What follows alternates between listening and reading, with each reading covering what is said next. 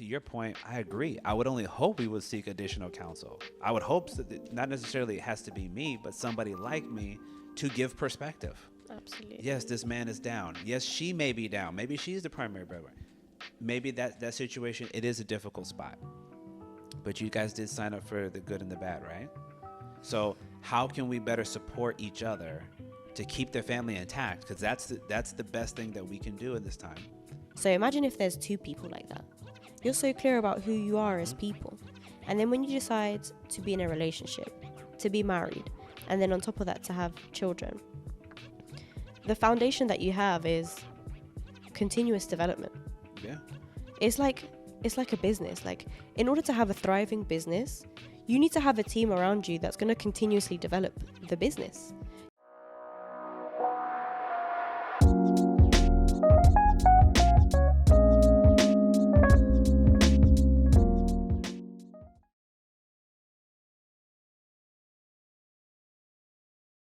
But I meet people who talk about killing themselves because they don't have relationships, like connections Sure. with people. Sure. So where do we find that? Wouldn't it make more sense to have relationships with people, like connections, like real connections, like the ones that we're talking about, where we're genuinely sharing ourselves, supporting each other, uplifting and empowering each other as like a basis? Yeah, I think it would be. I mean, to me, it certainly is a baseline that I would want to establish for all of us. What I would say at the same time, though, is that, again, I'm a big environmental guy. Like my idea of thinking is it's environment over biology, in terms of most people are not inherently one way because they were born that way. Right. Most people are shaped into who they are from starting when we're really young. That's my way of seeing things. I say that because if I'm looking at a person and saying they genuinely need social connection, absolutely agree. All humans need social connection. Now, some of us value having multiple connections with many people or being in large gatherings more than others. But in general, people are not meant to be isolated. Right. Right? But if I put more nuance and context to that circumstance, if I say, hey, people don't harm themselves, people don't threaten to take their lives unless they're missing social connection, I think that's looking at it from one unique perspective. Because what I would say is, if I was in a situation where I was housing insecure or food insecure, I'm probably not worried about my social connection at that time. Because I can kind of give the same, the counterpoint. I wouldn't be worried about it as much because I'm living on the street.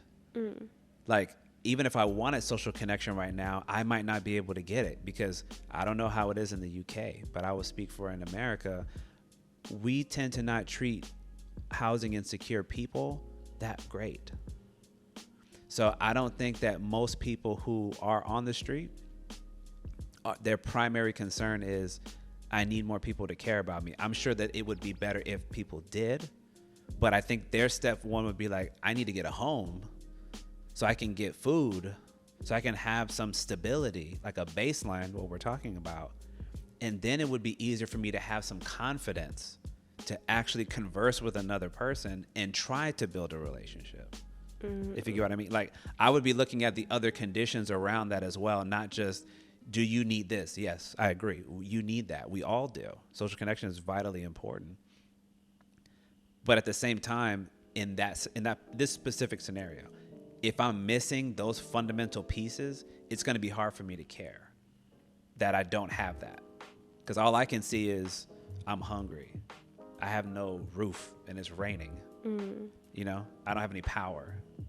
Not having any friends, or maybe not having the greatest family connections, is more of a function of me not having that stability. It's not that because I don't have that instability, or because I don't have that stability, it's going to make me more likely to not want to be here anymore. If you get what I'm saying. I hear what you're saying. So to reiterate, Sure. in essence, people, in order to feel confident, they would need to have like a security of a home and food in order to start building relationships. Yeah, right? especially and we're just talking about general relationships, right? If I was going to take it a step further, right, which you kind of alluded to earlier, if I was going to try to talk about romantic relationships, particularly if I talked about from a male standpoint, there's certain things that we learn about dating and trying to court women, right? Most men know this. If you don't know this, I will bring it to your attention right now. Most men know that you cannot even attempt to approach a woman if you don't have certain stability points in your life. Meaning, if I don't have a home, if I don't have transportation, if I don't have a stable enough job, stable employment, most women are not going to take you seriously. So I know that I kind of have to get those things together first if I want to create that type of relationship. Now, family, obviously, you don't necessarily need those conditions because they're your family. Friends, it kind of depends on who you choose to try to be friends with. Some people, it might be vitally important. Some might want to still support you even though you're having a hard time. But from the romantic standpoint, we can say with a certain amount of confidence, it's not going to go well if you don't have those basic needs met, because it's going to be hard for a woman to probably want to take you seriously as a potential life partner.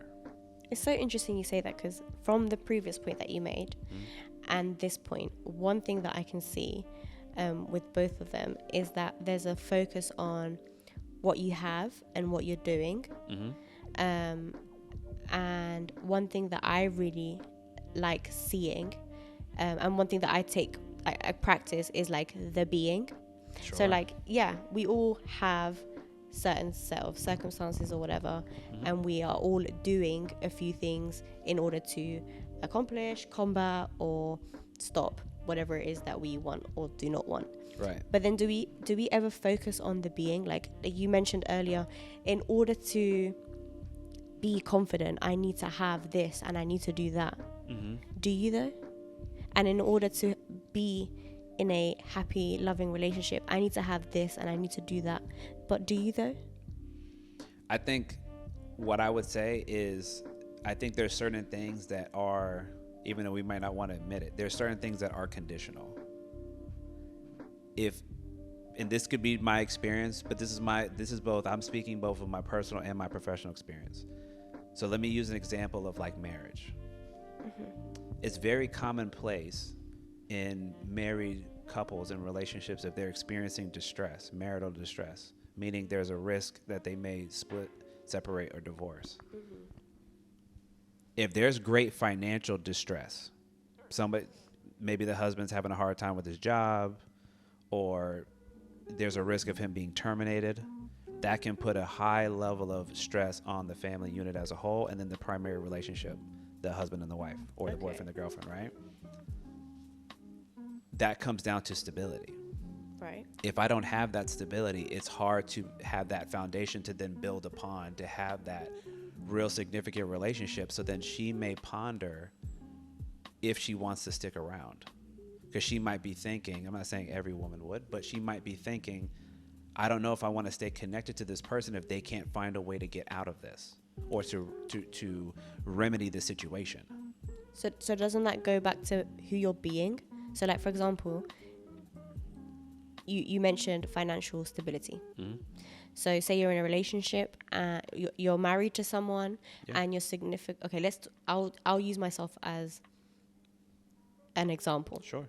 If I was to be married and my partner has, like, let's say, lost his job and there's no financial security anymore, what would be going through my mind is, yeah, of course, okay, we don't have financial security. And what is he doing about that? Okay, fine. But then my question really is, who is he being in this situation? Like, is his being, his way of being, gonna take us out of this, or is it gonna keep us in this? Because that's my concern. Okay. Like, are you someone that's gonna get back on the horse even though you've just fallen off? Sure. Or are you gonna sit in your shit and like just wallow in self-pity for a moment, which happens, and that's okay. Yeah. But you also have to recognize who you're being in that moment. It's not about, personally, it's not about what you have or what you're doing, because your being is what creates what you're doing, and then in essence what you have. No, and I would concur with that. I think that to get the things that we want, or to get ourselves in the relationships that we like, to be the type of parents that we want to be, the partners that we want to be, you have to be putting in the effort. You have to be putting in the intentional effort to grow into who you want to become. And then the things that you desire tend to come with that, right? Over time, not immediately. Well, the only reason why I use that as an example is because when it comes to relationships and dating, there's certain things that I've experienced, that I've seen, that I've had these conversations with folks about. And it's kind of like almost like a checklist, right, of criteria. Like everybody's got preferences, right? Like this isn't crazy to imagine. Everybody, even if you don't want to admit it, everybody has certain things that they're hoping to find in a partner. And when I say partner, not even just for a boyfriend, girlfriend, or just dating. If they're more serious and thinking about, I want to build a family and have kids with this person, that list might be a little more extensive, right? Because there might be certain traits that I'm looking for in terms of their general attitude and their disposition and their behavior that might lend them to be a good mother or a good father. So I'm thinking about how I'm going to balance all of that in my mind. But when there's certain things that provide the level of stability that is necessary to build a good family, and that becomes under threat, then it can be difficult to still focus on the fact that this is a good person, or that this person has done so much for our family up until this point, because we're getting into the point of such stress, not just financial, because there's other things that come with that, but we're getting under so much stress at this point that it's going to be very difficult. I might start actually questioning, do I want to be there? Not that I want that to be the case, right? I would want us to find ways to overcome, but I know sometimes terrible things happen, and it's unfortunate. But I do agree with your point that if I'm doing the best that I can do to try to overcome the situation, I would only hope that anybody's partner would say, I see that in you. I'm not going to abandon you, right? How can we overcome this? But it's not always approached like that. Sometimes it's looked at as, what are you going to do? Because if you don't fix this, I don't know if our family is going to make it. See, I say this is crazy, but this is like a reality, right? Mm. And it's why it's so important to do stuff like therapy, so that you can have the tools to healthily get out of situations like this. Agreed. Because I personally feel like, let's say, take yourself as an example, because I know I can answer this for myself very clearly. If tomorrow you lost absolutely everything, knowing yourself, do you think you'll be in that situation for a very long time? No, because I think I will do anything that I can do to help me not only get out of the situation, but find an alternative way to thrive. Absolutely. But I might be down for a period of time depending on how I lost it all. Right, but because that's your way of being, right? Like, sure. Like, I don't know how you would describe yourself, but... Resilient, I would say. I would definitely. Anything else? Resilient and... I would also, because of the circumstances of what we're talking about, I would say patient, because if I'm not being patient, then I might not be, it'd be harder for me to be resilient to overcome this issue, because I'm like, I need to fix this yesterday, because it's not fixed by tomorrow. I quit. I give up. I'm not going to deal with it. I have to be patient enough with myself to recognize this might not be resolved by tomorrow, but I can try to come up with a tentative enough plan to actually get myself out of this circumstance. If you get what I mean. Yeah, no, absolutely. Can I suggest another thing? Sure. For me, what comes up is like integrity, like integral with yourself and integrity with the people around you, because you hold yourself to a level of accountability to get yourself out of the situation. Sure. So when it comes to, like my partner might be completely down right now, but his way of being needs to be, which is a characteristics that I look for in a partner. You have to, for me, of course, I have certain criteria. Like, naturally, we all have a criteria. Yes, ma'am. That we look for in a partner. Absolutely. Like, I would never deny something like that. But even when it comes to financial stability, I would want my partner to be earning a certain amount, if not equal to mine, thereabouts, so that we can create a life that we want. Right. Not just for ourselves, but for our future family, right? Sure. So if I know that this is the sort of partner that I'm choosing, that has these ways of being, that holds themselves accountable, has integrity, other characteristics as well, then it's easier to be in situations like that, because like he'll come out of this, like he'll come out of this winning. Of course, how can he not? No, I would agree with that point. I think that it's not that we want to make it seem like as soon as a man may in this scenario lose his ability to provide in this maybe unique way, i.e. he lost his job, that she's immediately going to leave. So I don't want to make that seem like that's the point, because I believe, and I would only hope that we would want to, as many people would say, maybe not everybody, but many people would say, you're there for the good times and the bad times, right, in your vows. But I would hope that the point would be is that, hey, I am with the type of person, as you said, who is going to try to overcome this challenge. If I'm the other person, how can I support them while they're trying to deal with this? But what I know, or I feel very strongly about, is that person cannot, if this is a man we're referring to, they cannot stay in that position for an extended period of time, because it's going to really create a lot of doubt in that woman, whether or not she wants to stay with him. Even if he was a beacon of overcoming challenge and being resilient in his past, if she has to see him struggle for an extended period of time, she might seriously start getting the questions in her mind. Do I want to continue and see this man for what he is at this moment, even though in the past this wasn't who he was? Then it's so that I think in situations like that, you seek counsel. I would hope. Yeah. I would hope. Like, yeah, I would absolutely seek counsel, because it's not something that you take light, especially if you're married. Yeah, and I didn't even add the other caveat in, if you have children. Especially if you have children. That makes it even more difficult, right? Because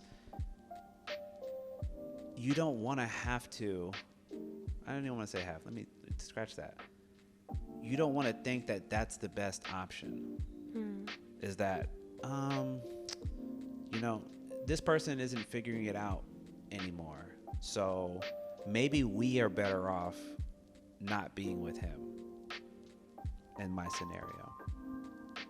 Because as we talked about in the beginning, there's serious risk to that when we remove one of those people out of the household. So all this is predicated on if there's a situation where, in many cases, if the man is the main provider, we're not going to say the woman doesn't provide at all, the wife may not provide at all, but let's say the man is the primary provider.